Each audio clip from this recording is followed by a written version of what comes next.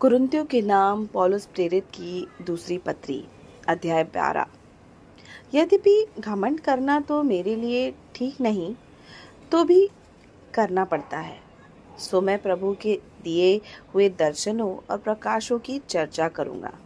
मैं मसीह में एक मनुष्य को जानता हूँ।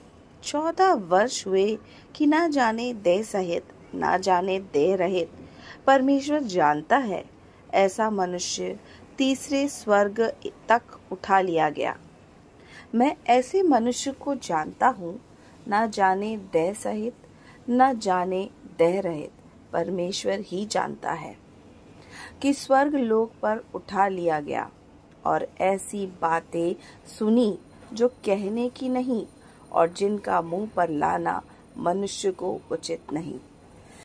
ऐसे मनुष्य पर तो मैं घमंड करूंगा, परंतु अपने पर अपनी निर्बलताओं को छोड़ अपने विषय में घमंड ना करूंगा। क्योंकि यदि मैं घमंड करना चाहूं भी तो मूर्ख ना होऊंगा, क्योंकि सच बोलूंगा तो भी रुक जाता हूँ। ऐसा ना हो कि जैसा कोई मुझे देखता है या मुझसे सुनता है, मुझे उससे बढ़कर समझे। और इसलिए कि मैं प्रकाशों की बहुतायत से फूल न जाऊं। मेरे शरीर में एक कांटा चुभाया गया, अर्थात शैतान का एक दूत कि मुझे घूंसे मारे, ताकि मैं फूल न जाऊं। इसके विषय में मैंने प्रभु से 3 बार विनती की कि मुझसे यह दूर हो जाए। और उसने मुझसे कहा, मेरा अनुग्रह तेरे लिए बहुत है, क्योंकि मेरी सामर्थ्य निर्बलता में सिद्ध होती है। इसलिए मैं बड़े आनंद से अपनी निर्बलताओं पर घमंड करूंगा, कि मसीह की सामर्थ्य मुझ पर छाया करती रहे। इस कारण मैं मसीह के लिए निर्बलताओं और निंदाओं में और दरिद्रता में और उपद्रवों में और संकटों में प्रसन्न हूँ, क्योंकि जब मैं निर्बल होता हूँ तभी बलवंत होता हूँ। मैं मूर्ख तो बना, परंतु तुम ही ने मुझसे यह बरबस करवाया। तुम्हें तो मेरी प्रशंसा करनी चाहिए थी, क्योंकि यद्यपि मैं कुछ भी नहीं, तो भी उन बड़े से बड़े प्रेरितों से किसी बात में कम नहीं हूँ।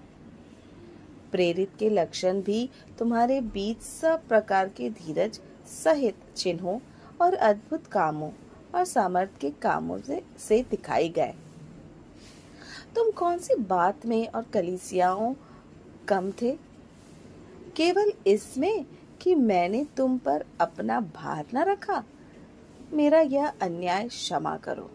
देखो, मैं तीसरी बार तुम्हारे पास आने को तैयार हूँ, और मैं तुम पर कोई भार न रखूंगा, क्योंकि मैं तुम्हारी संपत्ति नहीं, वरन तुम ही को चाहता हूँ। क्योंकि लड़के बालों को माता पिता के लिए धन बटोरना ना चाहिए, पर माता पिता को लड़के बालों के लिए। मैं तुम्हारी आत्माओं के लिए बहुत आनंद से खर्च करूंगा, वरन आप भी खर्च हो जाऊंगा। क्या जितना बढ़कर मैं तुमसे प्रेम रखता हूँ, उतना ही घटकर तुम मुझसे प्रेम रखोगे।